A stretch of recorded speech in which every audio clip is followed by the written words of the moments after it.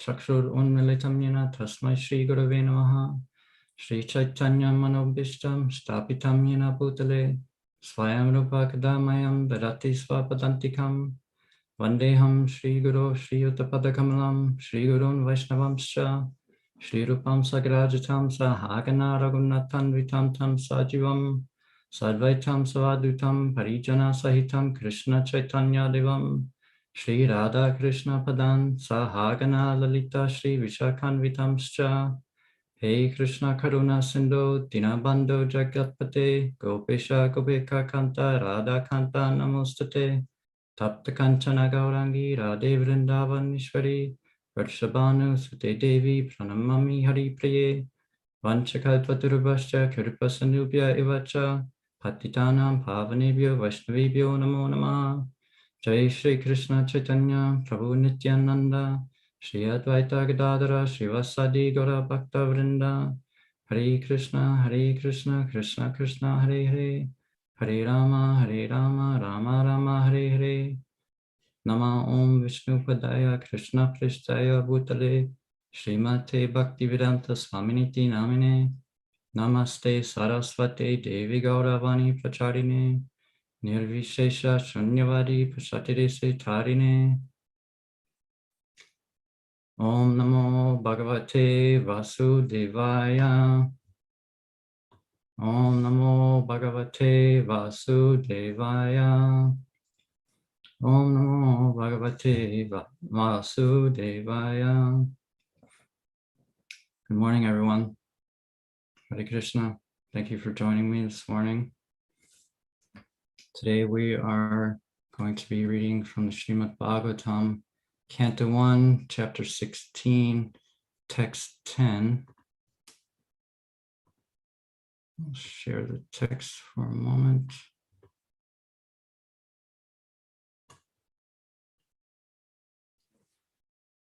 Sutta Uvacha Yada Parikshit Kuru Jangale Vasat Kalim Pravistam Nija Chakravartite Nishamya Bharatam Anati Priyam Tattaha Sarasanam Samyuga Sandir Adade. Repeat one more time. Sutta Uvacha Yada Parikshit Kuru Jangale Vasat Kalim Pravishtam Nija Chakravartite Nishamya Vartam Aniti Priyam Tattaha Sarasanam Samyuga Sandir Adade. Synonyms, word for word translation. Sutta Uvacha.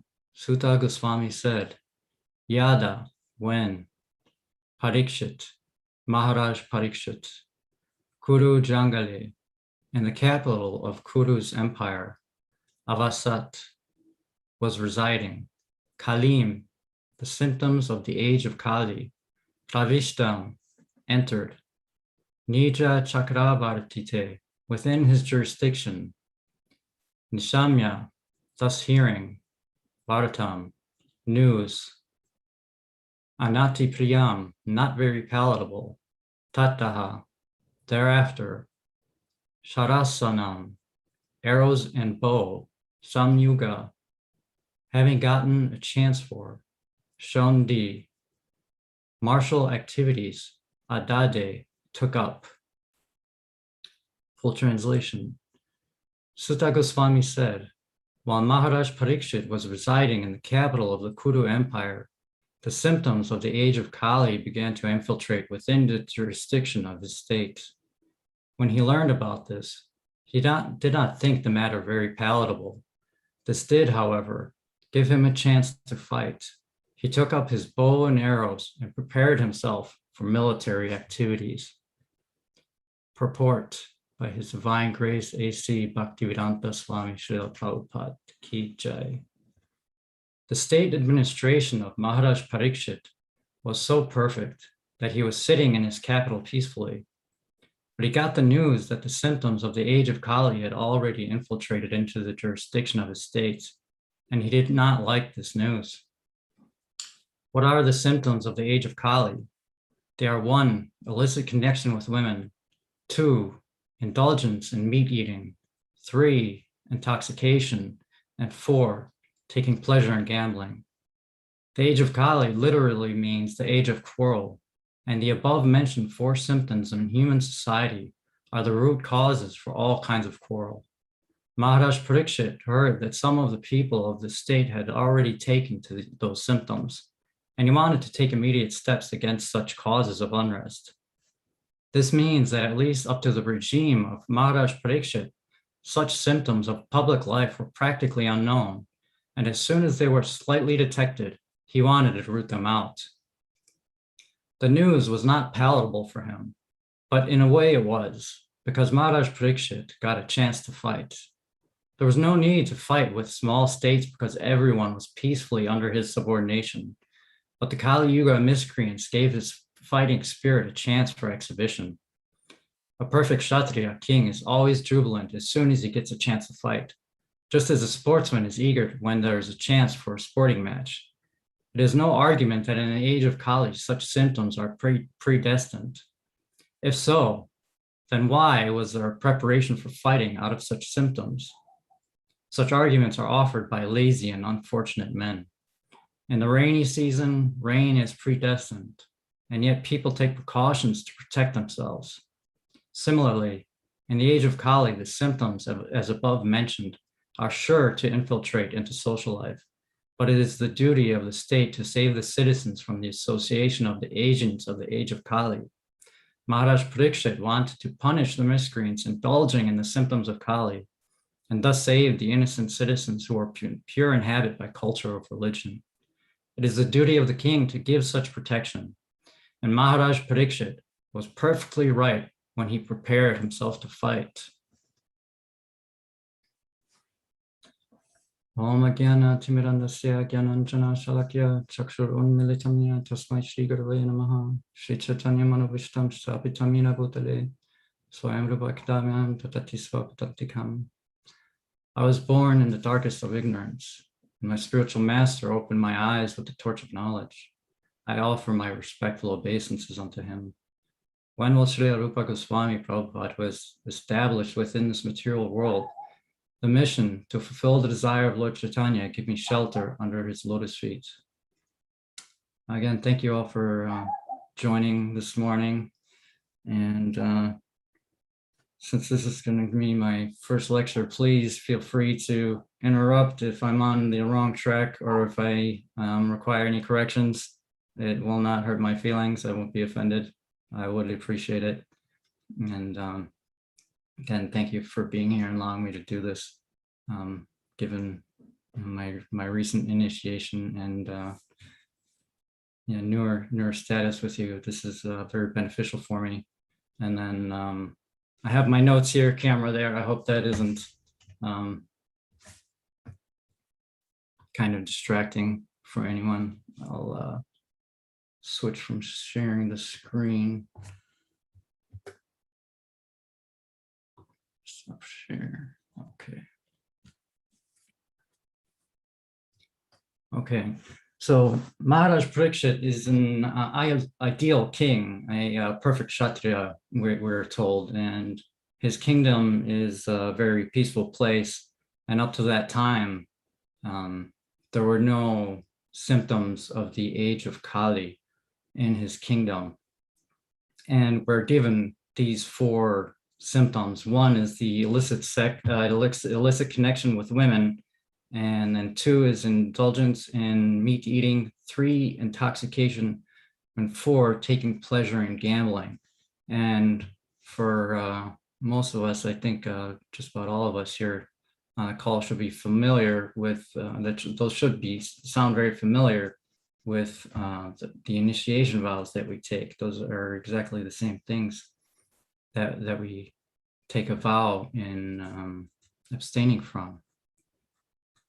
And further in the verse, it states that this intrusion was not very palatable to Maharaj Parikshit, but Srila Prabhupada points out that in a way it was because he's a perfect Kshatriya. And just as a sportsman of any kind of sport. If we take Michael Jordan or so, that's challenged to a 2-on-2 game, he'd also be eager to play any time. So likewise, for Kshatriya, fighting is this way, and he's eager to seek out these miscreants and fight as if it's a sport. And in another lecture on this for Srila Prabhupada, for an analogy, he gives the example of Bhamasura. And Bhamasura, by the grace of Lord Shiva, he was given 1,000 hands, and he's so powerful that no one wants to fight him. And so with all these hands, he starts practicing with the mountains, smashing and cracking the mountains, beating up the mountains, and eventually he complains to Lord Shiva, "My Lord, why have you given me so many hands to fight and no opponents? What's the use of having so many hands?" And Lord Shiva understood that he's a demon and knew his temperament. And so Lord Shiva says, "Well, you rascal, one day you will find some enemy when your desire will be fulfilled for good." Srila Prabhupada states. That's a good lesson on be careful for what you wish for. And then later, for those who are familiar, he has a fight with Krishna, and Krishna finishes him in that fight. And this is a natural desire for those who are adept to fighting, that they want to fight, or those who are good at sports, that they want to engage in such things. So Maharaj Parikshit hears that the symptoms of Kali are entering, and these symptoms are predestined, and they cannot be stopped in their entirety. And in the purport, we're even given the question, then why was there a preparation for fighting out such symptoms? And I was thinking about contemplating about this question a bit. And to entirely, or to try to avoid the symptoms of Kali on one's own, it would take extraordinary actions, such as living in isolation or retreating to the forest, possibly doing something that Arjuna had intended in the Bhagavad Gita, to just retreat and basically not engage in any more karmic activities. But even so, when one does it, Kali does not have a messenger, so to speak, does not need a physical messenger. It's rather an energy that is inflicted upon the world or the universe as a whole. So even in such situations, one isn't protected from this, the energy, or from the influences of the Kali Yuga. And so the only way for us to really protect ourselves is through knowledge, and that's through having a type of spiritual defense system that's based on knowledge.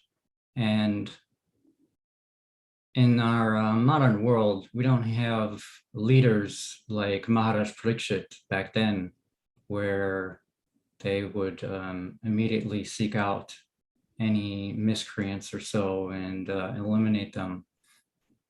And so the defense from the effects of Kali nowadays doesn't necessarily happen on the direct physical plane that it did for Maharaj Parikshit, that he can just go there, eliminate them, and they are gone, because he was still early in the age of Kali. So the influences weren't as strong, and it's stated that up until this point that they weren't even present. So this is almost a first for the kingdom. And so he's able to maybe eliminate these things one by one at a time, whereas now we're fully immersed in them, and it's only going to get more worse with time.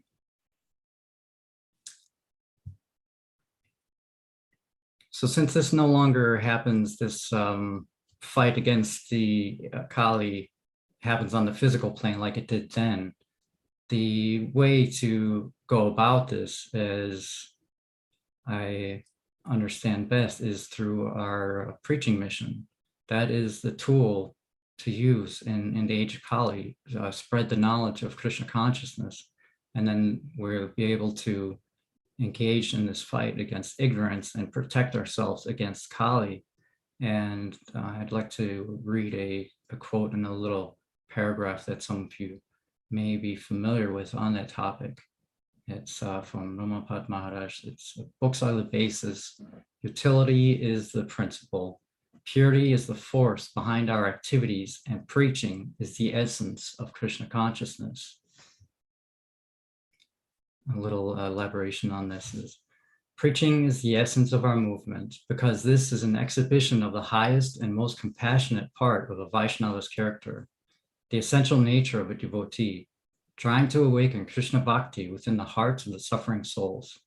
This was the essence of Lord Chaitanya's pastimes, to freely distribute love of God.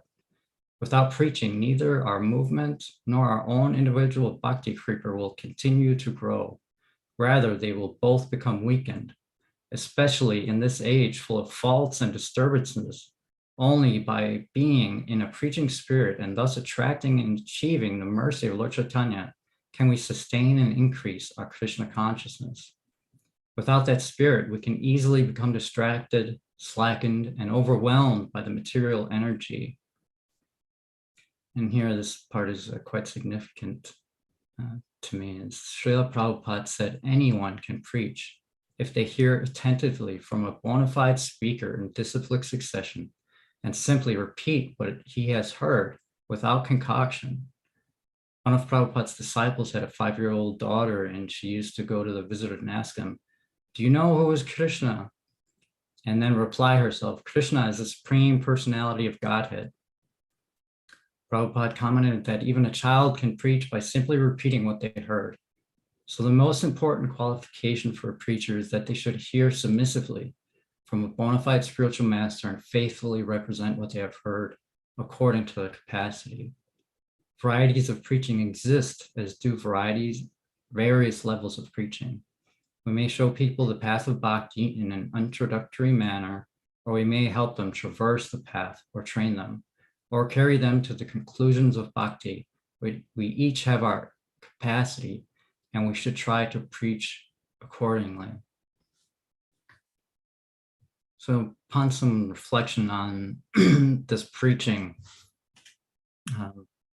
I think it's quite natural, and I hear that a lot, that many of us, we feel that we're not qualified to do such things. And internally, we certainly probably feel that, and certainly we aren't qualified to concoct anything and share that. But from this sense that the only qualification is to hear attentively from a bona fide speaker in disciplic succession and simply repeat what he has heard without concoction and hear submissively. I think that's something that all of us can do to a certain degree, and if the time allows, that would be something that I'd like to open to discussion if I don't run out of time here, is that whether this feeling of inadequacy that we might have when it comes to preaching or otherwise in our devotional service, if that helps to maintain a state of humility, or if this could be detrimental, and not detrimental, but not helping us in a sense that it's just holding us back because we're not reaching the potential that we could be because of these feelings of inadequacy. So which I'd like to hear from maybe some of you, what you think of that. And so those engaged in the preaching, I was going to review the 3 classes of devotees, something that we just recently done in class. And so I thought it would be good to review that here. And then the lowest, first or the 3rd class position of a devotee, I found two references, and I'll start off with the one from the Srimad Bhagavatam for the Prakrita-bhava, which is from Srimad Bhagavatam 11.2.47. This is a devotee who faithfully engages in the worship of the deity in the temple, but does not behave properly toward other devotees or people in general is called a Prakrita-bhava, a materialistic devotee, and is considered to be in the lowest position. And these next three are from the Nectar of Instruction, the third class. I'm unsure if the Prakrita-bhava is below the Kanishta or if those are both considered third class in the same manner. Forgive me for that. The Kanishta Adhikari is a neophyte who has received the Harinama initiation from the spiritual master and is trying to chant the holy name of Krishna. One should respect such a person within his mind as a Kanishta Vaishnava. And then the second class is the Madhyama Adhikari. He has received the spiritual initiation from the spiritual master and has been fully engaged by him in the transcendental loving service of the Lord. The Madhyama Adhikari should be considered to be situated midway in devotional service. And at this stage, this is the ideal place for someone to engage in the preaching activities. And then there's the first class devotee, the Uttama Adhikari, or the highest devotee, is one who is very advanced in devotional service. And Uttama Adhikari is not interested in blaspheming others. His heart is completely clean, and he has attained the realized state of unalloyed Krishna consciousness. So interestingly, that this first class position of the Uttama Adhikari is not practical for the purpose of preaching, where for the preaching requires some sense of discrimination, from my understanding, on the material level, to be able to discriminate from what and how an individual may understand a certain subject, whereas the Uttama Adhikari does not discriminate between individuals in that sense. So to get back to part of the purport here and back to Maharaj Parikshit and the symptoms of Kali. So back in his day, he was able to directly kill these miscreants. He heard that they infiltrated his kingdom and he engaged them immediately. And if someone was drinking, they were able to be killed immediately. If someone was gambling, then the Maharaj, the king, would engage them and kill them directly. And it's, I like the comparisons of how these things can apply for us in today's world. And very interestingly, it's, or maybe not too interesting, that it's quite the opposite now, that many of these things are very profitable to fulfill one's self-interest. And this goes for the politicians as well, for all of our leaders, that where we are missing such leadership in the material world, pretty much on all levels, that as long as there's some sort of type of self-interest, which generally ends up being monetary means, that one way or another it'll be allowed, whether that's completely legally or even illegally, and it's profited upon in different ways to outlaw drugs, for example, the intoxications, yet really there's not too much. I mean, people are being put in jail, but that again is a profit system. And so there's all these ways to make these things fulfill self-interest. And the way to best combat this is through the process of Krishna consciousness, where everyone shares the same self-interest. and that is a collective self-interest for everyone, and that is only fulfilling the interest of Krishna. And I have just a little bit left here, but since there's about 5 minutes, I'd like to briefly open for discussion. And if there's nothing, I'll continue on. But again, if anyone would like to share their thoughts or ideas on anything, or on the question that I had posed, whether this feeling of inadequacy helps or hurts us, I'll give anyone a minute to respond if you'd like.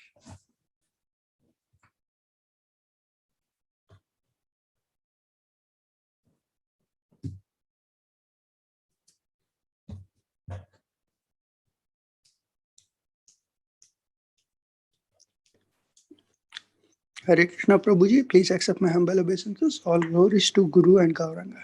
Hare Krishna Prabhu, please accept mine. Prabhuji, wonderful to see you in this, Bhagavatam reading class. Now we can hear, and we'll benefit from your thoughts also. So nice. Thank you. And what was I? It was a wonderful lecture too. Particularly you bringing in Bhumasara, and then also contrasting, the current day versus, how it was during Parikshit Maharaj's time. It's almost like a time capsule that we are looking at. Thank you, Prabhuji. I don't have anything to ask, but it's just a comment. Thank you, Prabhu. Appreciate it. Hare Krishna Prabhu, Dandavat Pranams, all glories to Srimad Prabhupada.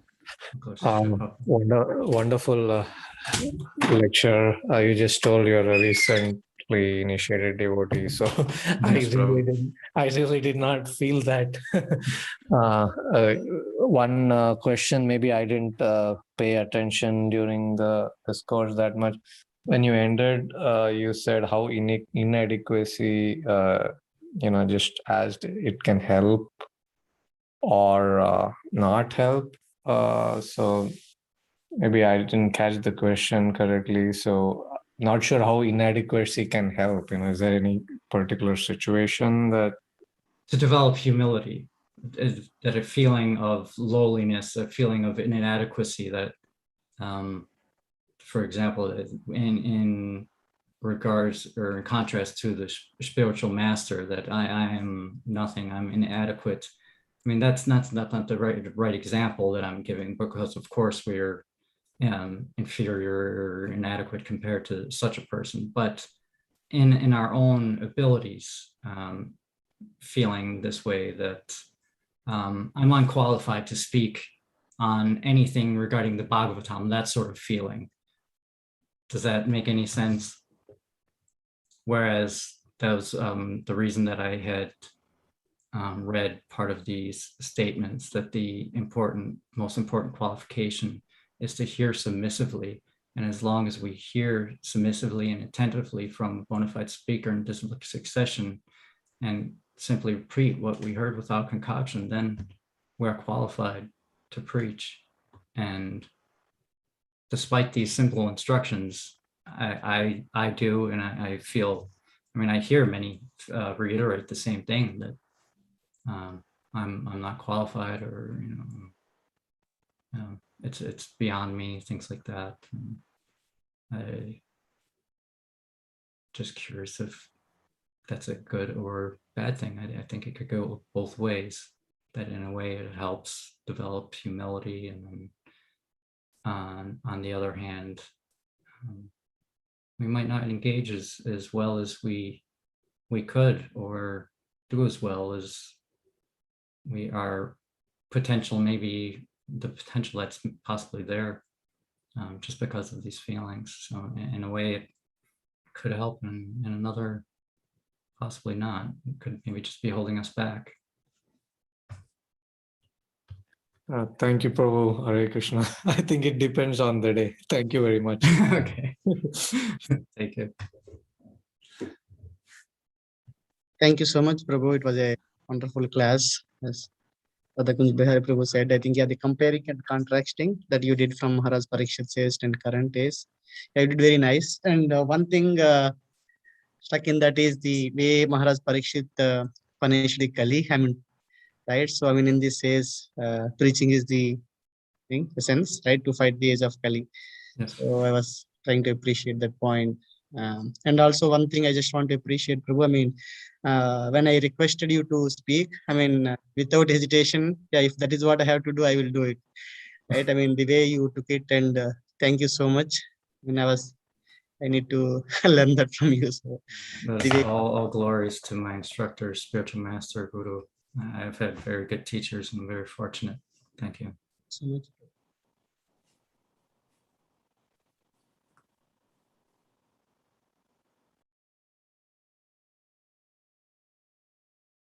Okay, so we're just about at time. Just I won't finish everything that I had. Just the last statement, which I feel is a great way to close out, is here is the Krishna consciousness movement, whereby you can stop your process of birth and death. Everything is there in the Vedic knowledge, Vedic cultivation. Simply people have to take it, then they will be happy. That is the Krishna consciousness movement. Thank